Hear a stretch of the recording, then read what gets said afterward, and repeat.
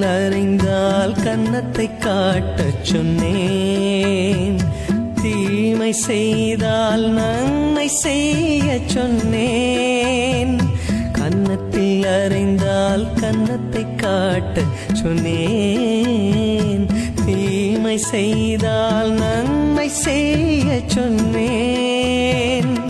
இதற்கு மேல் நான் என்ன கேட்கின்றேன்?